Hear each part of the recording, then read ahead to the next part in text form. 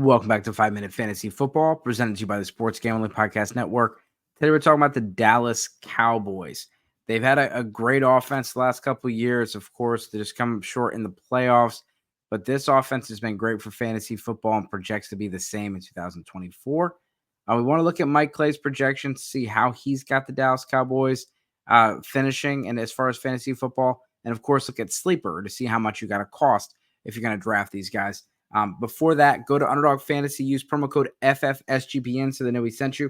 I want to let you know about their season-long pick'ems. They got 32.5 for Dak's passing touchdowns. Is that higher or lower? Let us know. FFSGPN is the promo code. And so Dak Prescott, Mike has it as lower. He's got him at 27 touchdowns in 15 games. He's got 4,076 yards, 27 touchdowns, 12 interceptions. On the ground, 227 yards and 2 TDs, finishing as the QB6, which is actually a little higher. He's going off of the board as QB10. Dak is not a prolific runner, and so some of the younger, more athletic types are getting drafted ahead of him. But Dak is, due to volume, is a great pick this year. I think you can get him as a great value. When you look at a guy like Dak versus a CJ Stroud or a Joe Burrow, those guys are younger, more exciting, and you're going to see them drafted higher, where Dak is 3 or 4 rounds later, and you can get him as a great value, especially if you can get to stack him with CeeDee Lamb as your first-round pick. Ezekiel Elliott, he's a little older.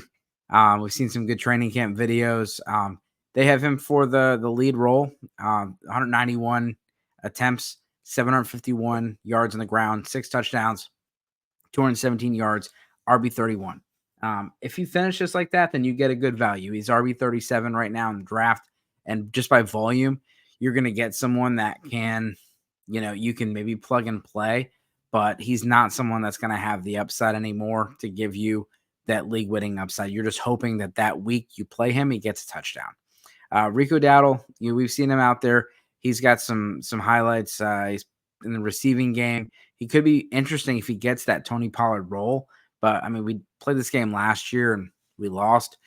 So they could also add somebody to this backfield when this, before it's over. Some of these more full backfields might end up, releasing somebody after preseason that could end up in Dallas. But he's finishing as RB46. Currently, he's being drafted at RB44. So right around where he's being drafted is where he finishes per Mike. I think, it's not really worth a shot on this guy based on the guys that are around him. Yes, if Elliott went down, Dowdle would be the guy. But last year, we saw it. Really, it was tough.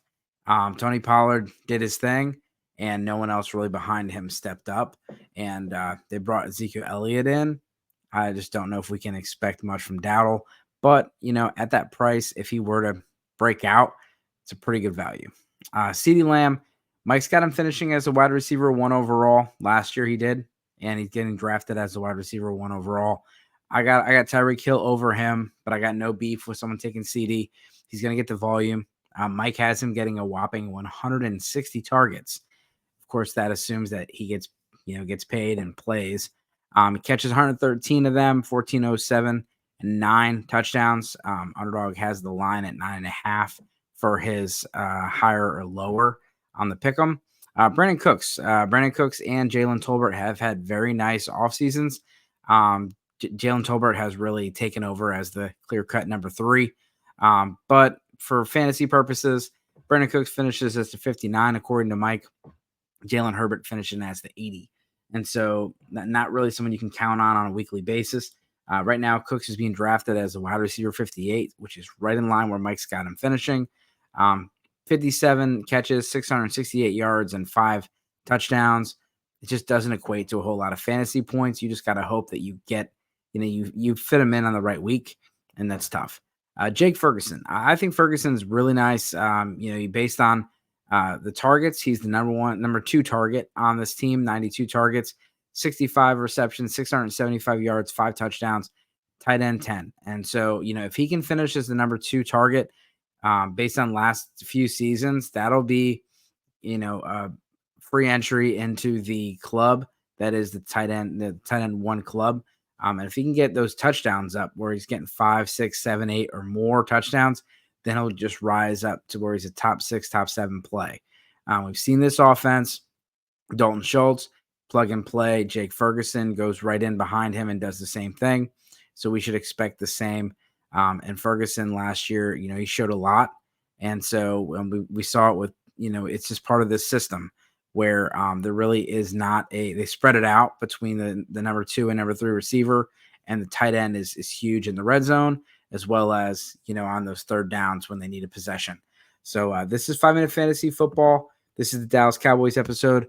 As always, good luck this season.